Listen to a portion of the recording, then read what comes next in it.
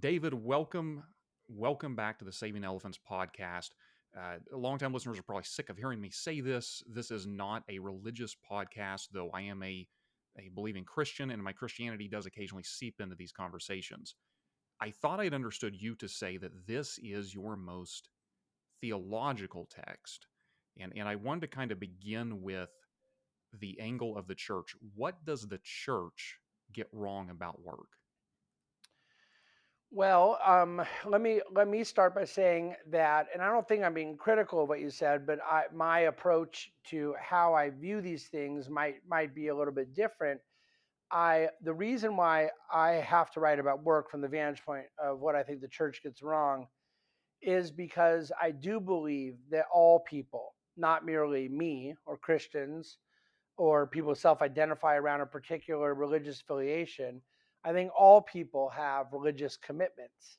And a lot of people spend a lot of time denying that, which is itself oftentimes a form of religious practice.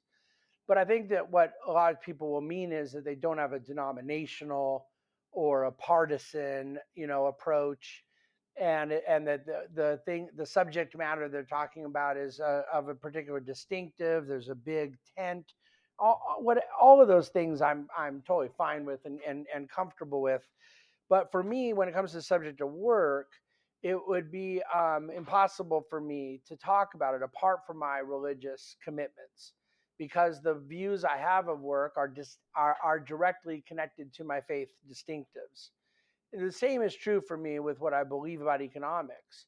I think that if I had different religious presuppositions than I do, that it's entirely possible I would believe some of the same things about economics, but I would do so inconsistently, and I would do so without a rational, coherent, comprehensive justification. Foundation is important to me. And so I'm giving you a very long answer to your question because the issue of work is not something I'm able to discuss apart from my faith commitments, because I do believe that why I am so fond of a robust view of work is related to my belief about why God made us. And if I thought something different about why God made us, or if I didn't believe God made us, it's entirely possible I'd have a different view of work, and we might not even be talking right now. So that's why I approach it that way. I'm well aware, though, that one can disregard a lot of what I say are my distinctives and still feel really compatible with me about work, still want to see it vigorously defended, still encourage the pragmatic justifications for a high view of work, and still recognize the, let's call it, psychological or emotional or existential benefits that somebody gets in the purposefulness of work. But again, even those things, I think, in my opinion, are not totally coherent apart from my Christian worldview. And I do appreciate you responding in that way because it somewhat anticipates, I guess, some follow up questions I would have. I know the last time you were on the podcast, we kind of discussed the benefit of an economic standpoint from, say, Hayek's perspective or Milton Friedman, Mhm. but that its lack of theological moorings, it still in a lot of ways gets you where you currently are, but it's not it's perhaps not complete. And I guess that's what I wanted to ask about with the subject of work. If your view stems from this idea that we're created in the image of God, what do we say to the individual who does not believe in God or doesn't at least believe in the God as described in the Judeo-Christian text? Like, is there a Hayek or Friedman, say, that can get us to this view of work, or is it necessary for us to accept certain forms of Christian doctrine before we can get there? But see, just like Hayek and Friedman, the question is whether or not someone can cogently get there. So I believe that somebody can um, inconsistently get to the right place about economics and inconsistently get to the right place about work. But I don't think they can do so cogently. I don't think Hayek does it cogently.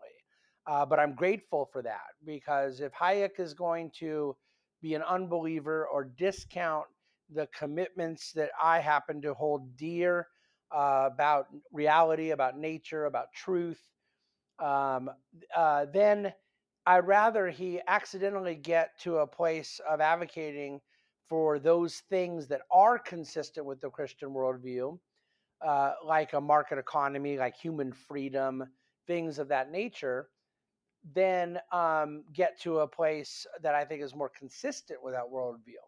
Like, that I unfortunately think go to a very bad place. So Hayek, what I perceive to be Hayek's economic inconsistency, or shall we say, I don't even know if I'd use the word inconsistent as much as there's a leap he has to do that many will not do, and I'm glad he does it. He has to leap over a certain bridge to get there.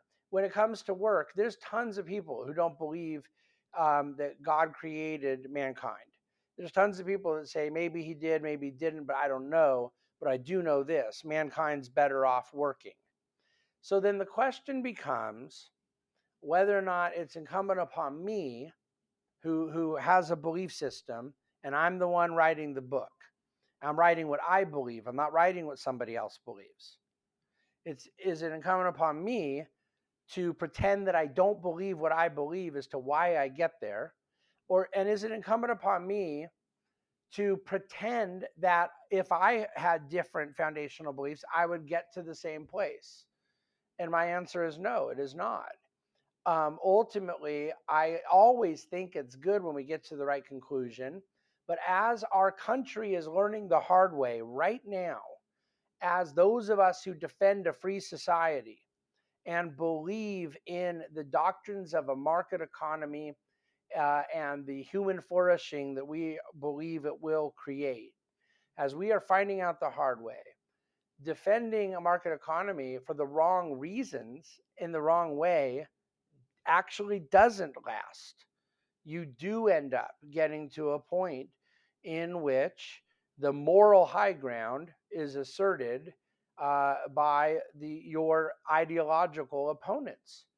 And it is my contention that the view of work I have, much like the view of free enterprise I have, is more robustly defended and protected and sustained when the foundation is right. Hmm. So that view, if you're to put it succinctly, we're created in the image of God. What, in your view, does that tell us about the purpose and the place of work in our daily lives? And so I believe that in the very verse in which we're told we're made in the image of God, it was defined for us. That in the context of God telling us that we are elevated above the animal kingdom, that we are elevated above the dirt and water and air and space of the earth, that in the very uh, story by which we understand that we were made and why we were made, and that we were made in the image and likeness of God. It was defined for us what it means that we were to be fruitful and multiply and fill the earth, that we were to have dominion over all the other things that were created on the earth, that we were to care for the earth, rule over it, steward it, grow it.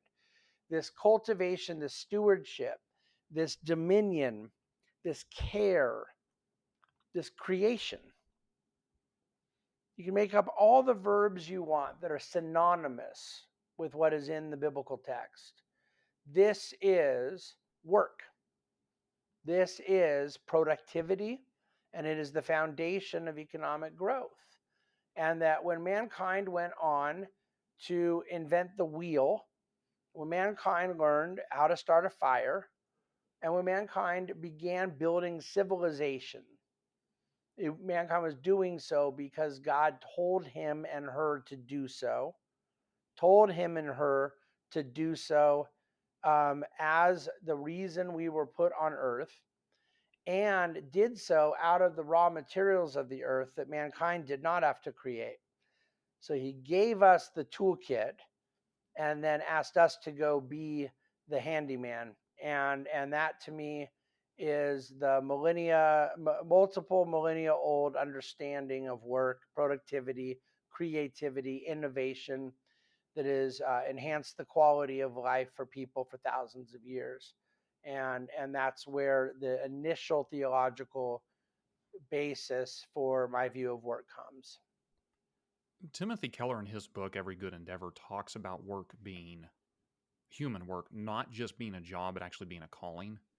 Mm-hmm. Do you believe there is a distinction to be made to a calling to, say, a spiritual endeavor, spiritual work, call to the ministry, call to missions, or is all of it a calling in the same sense? All of it is a calling in the same sense. There is absolutely no distinction between the spiritual and the physical when it comes to mankind's callings. There's no elevation of the immaterial to the material. This is a Gnostic heresy, and it's a significant portion of what my new book is about. The Gnosticism that has led to a dualism, which does consciously divide between what they call the sacred and the secular, where the historical Protestant belief, by the way, out of the notion of the priesthood of all believers, is that there's no such thing as a distinction between sacred and secular. That if the psalmist says the earth is the Lord's and the fullness thereof, that he owns the cattle on 1,000 hills, that we are to do our work heartily as for the Lord rather than men, that these are talking about physical, material, earthly endeavors that are never at any point differentiated from these other components. But far more important, by the way, is not my strong belief that the notion of there being this kind of secret spiritual society that matters more to God than the physical world that he made so beautiful and made so important and made with such a burden for us to go care for it. Even apart from that massive theological error that I want to repudiate, it's also important to point out that the examples you gave of a minister and a missionary are also physical endeavors. They are embodied people, they are vocational choices, and they are extremely important. But they are not held out in Scripture as more important in the kingdom of God than the cobbler or the tailor or the entrepreneur. And of course, economically, we understand that ministers, missionaries are generally supported by the work of the market economy, whereby there is some form of productive market activity that generates the wealth that is used to fund the needs of those that themselves are not producing new wealth. And I think that's a wonderful thing and a good thing and an important thing and a beautiful thing. I'm all for it. But the language by which we speak of a minister having a more elevated calling than a businessman or businesswoman or an engineer or what have you, I think is distinctly unchristian language.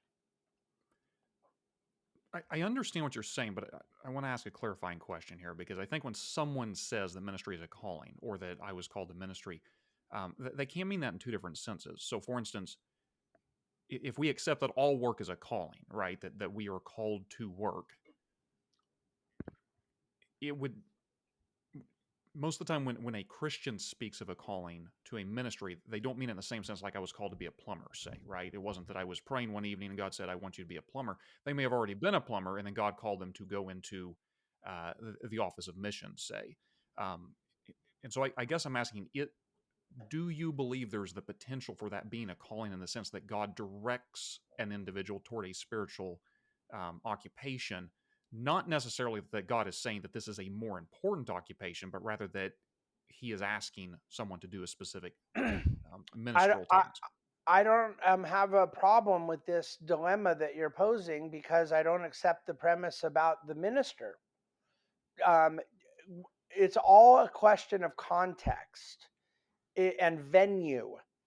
Is somebody who is a plumber called to be a plumber in the particular venue they find themselves in? The answer is yes. And does that mean that if they move to a new station in life and they're no longer a plumber, they're now a teacher that they weren't called to be a plumber? Or does it mean that when they were a plumber, that was their calling, and they right now have a different calling? In other words, the notion of calling as a single occupation devoid of dynamism or mobility or shift or change, contextualization, I think is a burden we put on this subject totally unnecessarily. We're imposing that idea. But then the problem would be logically, does that mean if a minister is a minister at a church and they do that for 30 years, and we would say they're called to the ministry, that language sounds great, and I'm all for it. And then they decide in the later portion of their life that they're doing something different. They're in fundraising now, or they're teaching, or they're mentoring, but they're no longer pastoring. Did there was it now the negating of the previous calling, or did the time and place circumstances change? And so I believe that we are called to do what we are doing, and that those things are a part of a holistic being or essence or identity of a person. And if I believe I'm called to be in the wealth advisory space, there was a time where I spent 10 years doing this as a senior person at a firm called Morgan Stanley. And I haven't been at that firm for 10 years. I left and started my own firm. Was I called to be at Morgan Stanley? The answer is yes, I was for a period of time. And then I was called to not be there.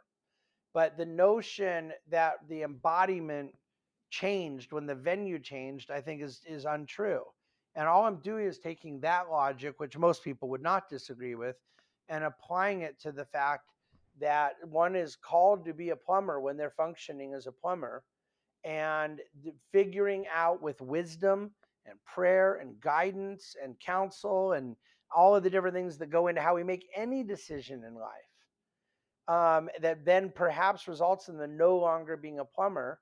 It just simply is one of the many things in life that changes. But that doesn't change that at that time there was a call to be a plumber, and with that call, certain responsibilities and requirements and opportunities and blessings and so forth. And so, even if someone thinks a lot of this is just semantics, which is okay with me, all I'm trying to say is it's not different semantics than it is for a minister. That conversation and the way we engage with this subject is the same for a plumber and a pastor. It also kind of sounds like implicit in your view is sort of the opposite of what Jerry Falwell Jr. used to say when he was president at Liberty University, where he was occasionally asked about some misdeed he had done, where he would explain, "Well, I'm not a pastor, right? I am in this other occupation." And certainly there are passages in Scripture where they talk about, look, you seek to be an elder, you seek to be a deacon. Here are some qualifications for that. But beyond those very limited instances, if I'm hearing you correctly, it sounds like there's a further implication that just because you're a plumber does not mean that there is less of a consideration of the moral imprint you have on your work. Well, most certainly not. And so, unfortunately, I don't think Jerry Falwell Jr. knew what he meant, even if there's a sense in which he was accidentally right.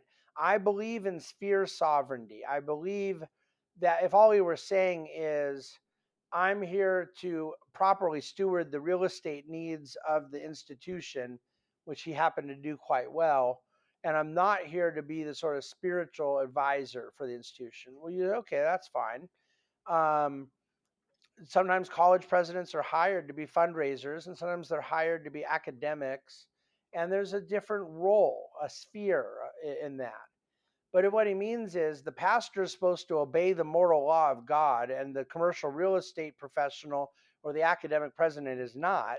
That's Right. just a bunch of hogwash. The moral law of God doesn't apply to ministers and not to non ministers, but the function that they play in their job can be different. And the problem is, people use little cutesy lines like that for the former, not the latter. They use it to try to discount one's moral obligation. And so I recognize the functional differences in what one is supposed to be doing occupationally between, say, a missionary and an attorney. But I do not recognize the different expectations for obedience and faithfulness. So Saving Elephants is intentionally tailored to my generation, millennials. And I have heard you talk about the challenges, or say strengths and weaknesses per generations differ a little when it comes to the subject of work. How does that relate specifically to millennials as opposed to Gen Z, baby boomers, or Gen X, your own generation? Yeah, the way I've kind of looked at it with this subject of work is that there's four primary adult generations in our society now. Unfortunately, such a significant portion of the generation that preceded the baby boomers, the so-called greatest generation, has really increasingly faced their own mortality. And the I guess they are now calling it the alpha generation that will succeed Gen Z. But in the adult years, we have Gen Z, Gen Y, Gen X, and boomers. And my view is that there's different challenges and opportunities around their respective frameworks of work, their understanding of work, their context, where they, as a generational generalization, where they have done well and where they have not. And just in 30-second summary, my view is that the baby boomers were by far the hardest working generation in human history. Measured by gross output, they produced more goods and services than any generation in history, and that is a overwhelming positive, a grade A in the report card for the baby boomers. And then in the negative is that the boomers were the first generation to enter the workforce with this idea of retirement, and that the maybe at first implicit but eventually very, very explicit belief that work was something you did for the purpose of not doing it anymore. The vision of retirement, of ending your life at a 20 or 30-year vacation, became I think, a real significant and culturally impactful negative in that generation's engagement with work. Going down to the younger side, Gen Z right now, I do believe there's a lot of habitual issues that are problematic that they inherited from the generation before them. But there's also a lot of norms that are different. They tend to be very open to advice, very interested in mentorship, very teachable. There's certain elements where I think the work ethic is different. There's a lot of coddling and a lot of other things, that I don't want to sound like I'm being too insulting, but there's problems. But the biggest issue there is the really strong desire to be connected to a mission and a purpose. And on one hand, I think that that is problematic because it's often tied to some sort of peripheral matter, like, oh, I don't feel excited working for this manufacturing company, but if they would just adopt a cause of social justice or something, then it would really animate me to go out and perform. And I think that that problem can be corrected with economic education, with them understanding that there is tremendous needs of humanity being met in a market economy, and that stapling on to a business enterprise some sort of cause, generally virtue signaling, is totally unnecessary. That one is doing tremendous good already. That there is an embedded mission in any organization that is seeking to have its needs met by meeting the needs of others.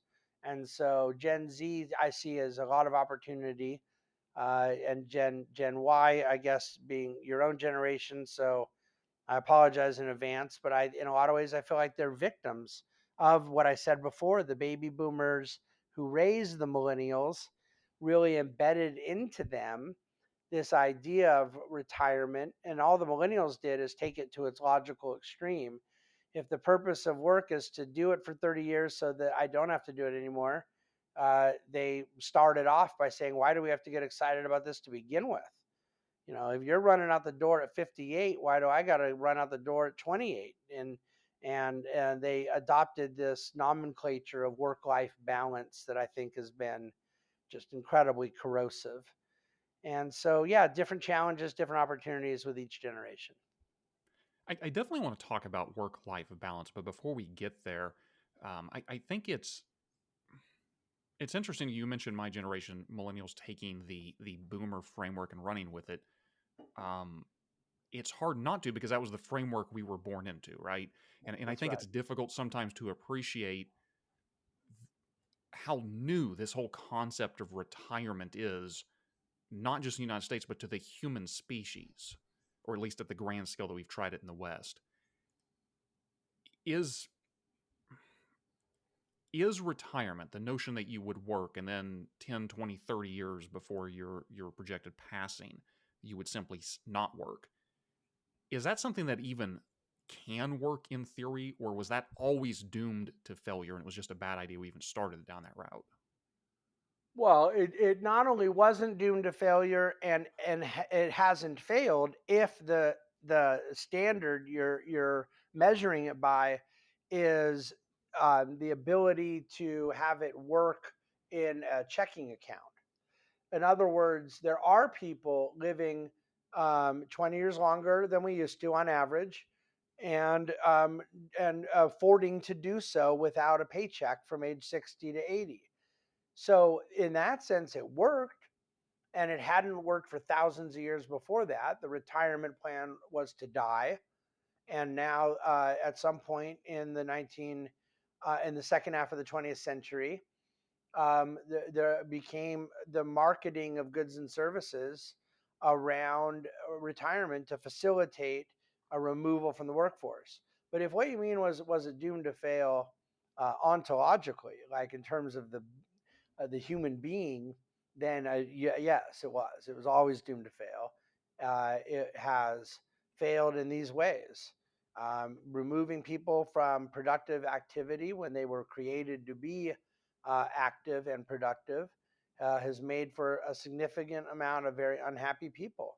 It has limited their own contribution to society, which has limited their own self worth, and it has taken them out of one of the most vital things for the good life, which is purpose. I would also say that it's been a disaster for you and me. Myself being a Gen Xer, turning 50 years old, who runs a business. You have just told me you're a Gen Y millennial. We are people in their 30s, 40s, and 50s working without the seniority of the generation that is largely retired, missing out on the experience and expertise of people that have done something 30 or 40 years instead of 3 or 4 years. I think it has dramatically hurt the wisdom in which we do things in commercial society, the efficiency, the experience, the institutional knowledge, all of this stuff. So we've hurt the retiree, and we've hurt the workforce, and we've hurt the broader economy. And I think all of those things were inevitable because of the fact that I believe that this retirement concept was itself contrary to a creational normative. What then would the future of, say, retirement, maybe retirement isn't the right word, but what would the future look like if, even if the average American wants to keep this system going, if it literally cannot keep going? Is it simply a matter of we learn to work longer in life? Well, there's a lot of different elements because if what one means, sometimes this conversation has gotten very controversial in the last few weeks around some attention that my friend Ben Shapiro brought to it. And if what we're referring to is the solvency of the Social Security system, that's an entirely different matter. Hmm. The fact that many people are able to retire and you have an insolvent system paying for it, and what do we do if that goes away? There's all sorts of elements around how you go make solvent the system, how you get an unfunded liability fully funded. That's an economic process, um, and nobody's going to say, "Well, we solve for this by just praying everyone dies sooner." There is an economic answer that has some mathematical validation to how we get there. Now, that's different than saying that there's the political will or courage to get there. But be that as it may, I think you're asking me something much different than just merely Social Security, which is the mentality and the culture. The vast amount of retirees that I'm criticizing in my book, they're not living off Social Security. They Hmm. legitimately can afford to, if what you mean by retire is to not be drawing a paycheck. My point is not that everyone needs to draw a paycheck. My point is not they need to draw the same paycheck. My point is that they need to stay productive and active, and that activity doesn't mean the golf course. Is there more time to golf at a later age and stage? I'm all for it. Am I for financial freedom and flexibility? Of course I am. I've been a very financially free person for quite some time, but it has never led to me lowering my own output because, first of all, I feel that I'm called to be productive, but second of all, it would depress me to a point I wouldn't want to be here anymore. It's existential. But that's not because I'm a better person or a harder working person. It's because I came to terms with the fact that this is who I am. This is what God made me to do. And the reason I would be depressedly bored apart from productive activity is because God made me to be depressively bored apart from productive activity.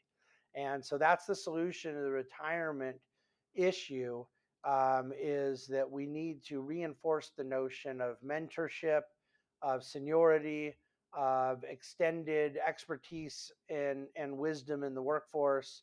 And there's all sorts of different ways in which the culture would have to apply that. Okay, so to return to what I had put a pin in, you mention the phrase work-life balance, and I know that you have often criticized that concept and instead wanted to substitute with the paradigm work-rest. So what is the difference between a work-life versus a work-rest paradigm? Well, work and rest are two different things, and work and life are not, right? God worked for 6 days and rested on the seventh. God told us to work for 6 days and rest on the seventh, but no one ever said work for part of the time and then do your life for part of the time. Work is part of our life. So it's a category error. Work is a subset of our life, and work is not a subset of rest. So we have a paradigm in which we're working and a paradigm in which we're resting, but work and life is are we to view work as something that exists outside of our life? Are we to view our life as something that exists outside of our work? I think it's linguistically totally incoherent. And did I understand you correctly to say that that was, I honestly don't know, does that originate with the millennial generation, or has that concept been with us for quite longer than that? Yeah, no, I'm going to go with it. It originated with millennials, but I don't know that because here's the thing. Let's say somebody used the term before millennials. It certainly didn't have cultural currency until the millennials. There's no question about that. Just curious, as a Gen Xer, do you feel like you're in a world that's caught between the boomers and millennials having a big argument? Yeah, it's a good question because I don't know that I feel that way, but I'm a pretty weird guy, and I've always had friends in every generation. And when I was in my younger years, I had a lot of boomer friends then, and I have a lot of boomer friends now, and I have a lot of millennial friends now. The biggest difference is as a 50-year-old that employs a lot of Gen Zers, I end up with a foot in that pool because I have employees that otherwise I don't know that I would have as much interaction with a 25-year-old as I do. But we have a lot of boomers in my company and a lot of Gen Zers, and so it makes me sort of cross generational. But do I feel caught between the two? That's a good question, but honestly don't know. I'm afraid to answer it off the cuff because I haven't thought of it that way. I do know this: there's things about the boomers that disgust me. There's things about Gen Y that disgust me, and then there's things about both that I think are absolutely unprecedented blessings in human history. And I try as much as possible, or I choose as much as possible to focus on the positive. So the former presidential candidate Andrew Yang, he wasn't the only one, but he attempted to popularize the idea of the universal basic income. I believe he called it the Freedom Index, if I'm not mistaken. I think with focus groups that term worked better than UBI. his basic argument, as I understand it, and I hope I'm not doing him injustice, is that look, I'm not for socialism, but one of the surest ways to avoid a, say, Bernie Sanders democratic socialist future is to actively work against this very real problem we're seeing in the West of automation, of its capacity to put large swaths of specifically working men, but it's broader than that, out of employment, or at least makes manual labor less likely. And therefore, we need or to put this another way, he was projecting that in the future, Western countries would be wealthier, but the disparage between those who are in the work pool and doing very well and those who were not would grow wider. And so, in order to mitigate against this, we're going to crude way to put it, I'll say tax those corporations that are doing very well to try to distribute it in a manner so that we can kind of soften that blow. Now, I know there's an enormous amount we could talk about here that just focuses on the economics and the politics of it. But I'm curious if you could speak to this, because it sounds like it works very well into your concept of work. What are there moral implications, say, with something like UBI? Does it devalue work, or is there a way to integrate that in society that works with your framework? Well, of course, UBI devalues work because there's no income to pay anybody unless someone who did work is transferring payment to somebody who didn't. And if everybody who gets UBI was working, then it wasn't UBI. And if it's only eligible to those who work, it isn't universal. Universal basic income is a idea of a baseline pay no matter what. And that means whether it's good or bad, whether you like the politics or not, whether you like the economics or not, it means it's a transfer payment. And that's an amoral statement. It's a description. So then the question becomes, what do I think about it? And I don't think that one can evaluate what they think about it if everyone is not being honest about what it is. And once we've defined it, then we can form value judgments around it, make pragmatic assessments on the calculation of how it will play out, etc. But in your very description, which I think was very fair to Andrew Yang, you pointed out on accident the incredible difficulty in being able to thoroughly dissect the foolishness of this idea is he makes two different arguments that are contradictory of one another in the same sentence. Is the concern that automation will take away any working opportunity from a certain segment, therefore they need some livelihood? Or is the concern income inequality? Because it cannot be both at once. And the driver, if it is merely that there will be unemployed people, then we say, okay, let's approach this and see what we think is a solution for unemployed people. But if the thing we're trying to solve for is income inequality, then we have to evaluate and say, is this the right way to solve for income inequality? I find it very ironic, by the way, that some of the largest proponents of UBI on the basis of fears of wealth inequality are people advocating for a 32-hour work week. They're advocating for various policies that are themselves guaranteed to drive a higher delta between the rich and the poor. As we continue to tolerate such a large segment of society not being productive or active, and ensure that they become essentially economic actors that are only on the take, and the economic producers that are their sort of source of subsistence have no interest in slowing down their risk taking or their entrepreneurialism or their innovating or their creativity. And so this 32-hour work week thing with UBI I find to be very rich, no pun intended, in its irony. Yeah, I'm more interested in the former argument of UBI being necessary because we face a technological paradigm shift where a significant amount of the society will literally be unemployable and therefore require a transfer payment from those who are employable as a means of just keeping them alive. And that would be the sort of Malthusian and I think zero sum and unimaginative understanding of history and the future that it forms the reason why my beliefs about free enterprise exist.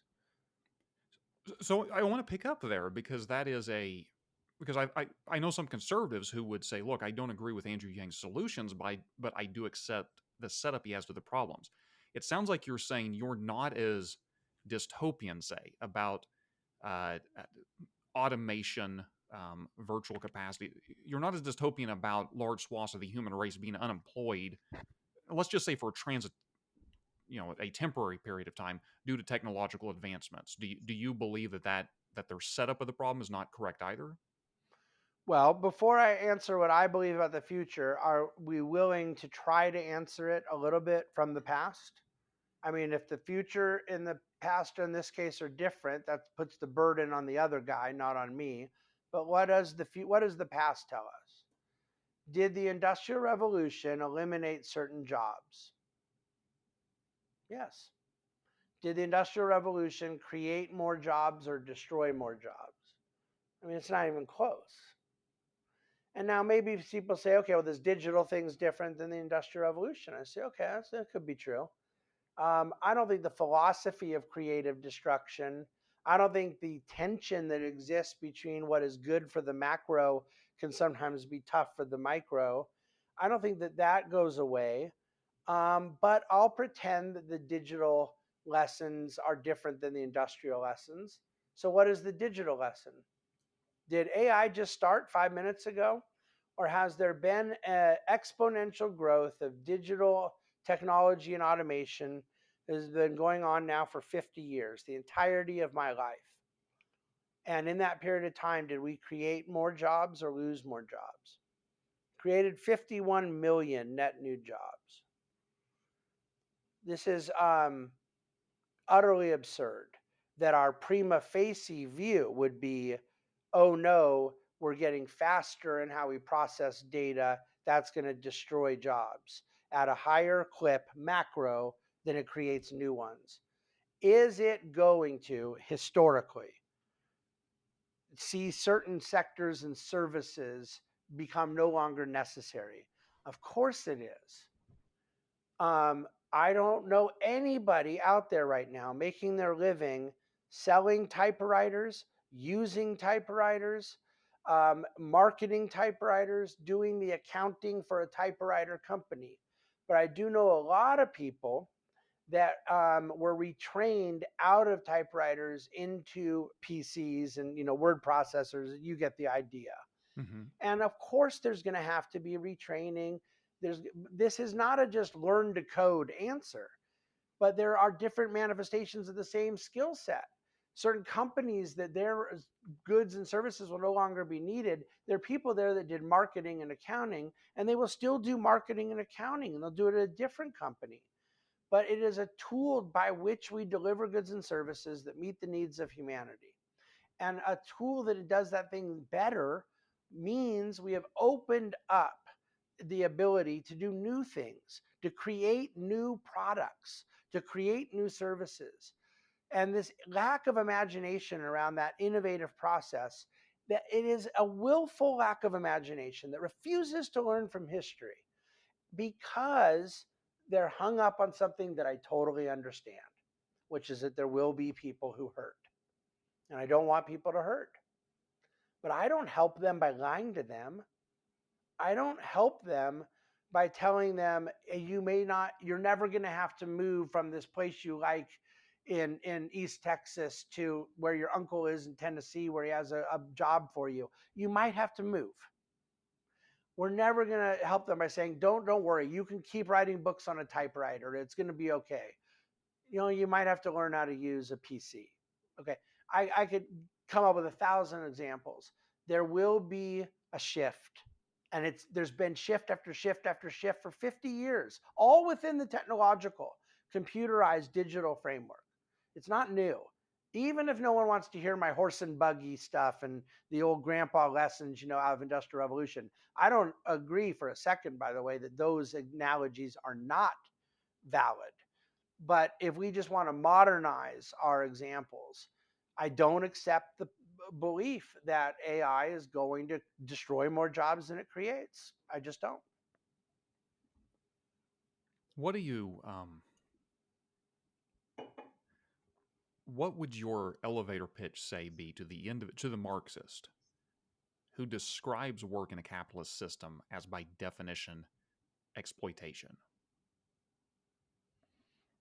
What, my elevator pitch be the Marxist? Yeah, you Well, can't really. yeah, I guess I'm just saying that. Do you have a Yeah. couple of points in which you would directly respond to that? Because that's sort of a central, from what I understand. I've heard very, very intelligent, learned Marxists who will make that just very direct statement that it is, if you work for an employer, it is by definition ex- exploitation. Well, that's a really good Marxist because there are capitalists who believe the same thing and are afraid to say it.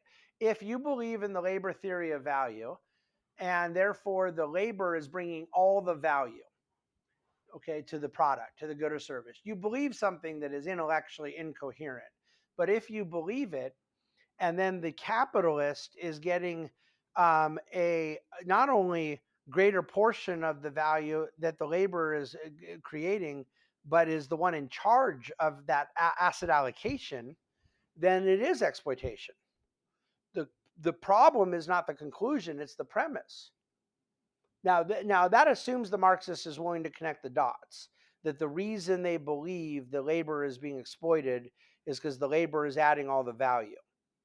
And Which and Marx and himself said that, if I'm not mistaken. over and over again, Marx was an explicit advocate of labor theory of value. That's not a straw man. No. So the problem is the premise that it is not. It is exploitation if the labor is the one creating all the value.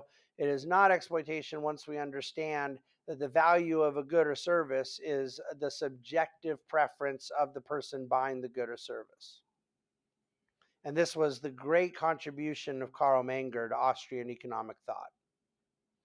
But it also existed for thousands of years in human action, but it took a little while to get codified. And there were things that Adam Smith said on labor theory that were problematic. There were things Thomas Aquinas said on labor theory that were problematic.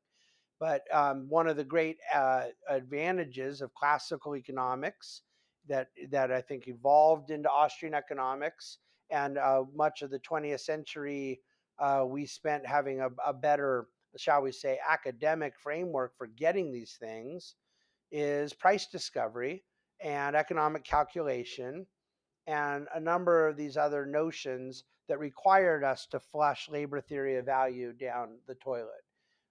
Once you understand that the laborer is contributing a component to good or service, but not the only component, and that private property, in conjunction with supply and demand, in conjunction with free exchange, which includes the free exchange of labor, all of these market oriented principles become holistically necessary to aggregate and form a worldview that is anti exploitation.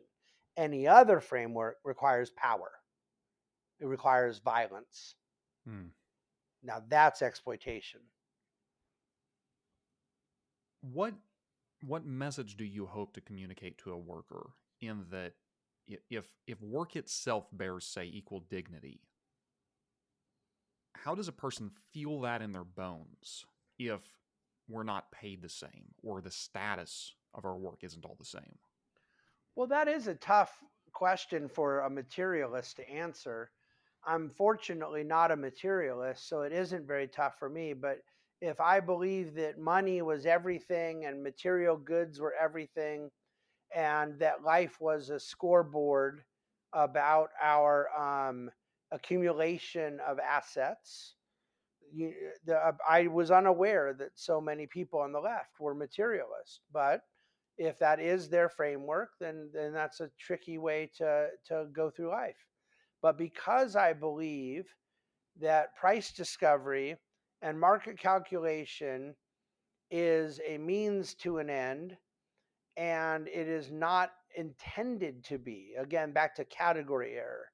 When I pay um, X number of dollars for a house I own, and I pay much less for a coffee, I have always been comfortable taking for granted that the person who sells me the house, the people who built the house, the people involved in the construction of the house and the infrastructure around it, that they all share the same dignity and human value as the people, the baristas and the coffee bean brewers and whatnot. But that my the laws of supply and demand and my subjective value and resource allocation through free exchange leads me to be willing to pay more for my house than for a coffee. I've never struggled with the idea that I was discriminating in the value of a human being in one transaction versus the value of a human being in another.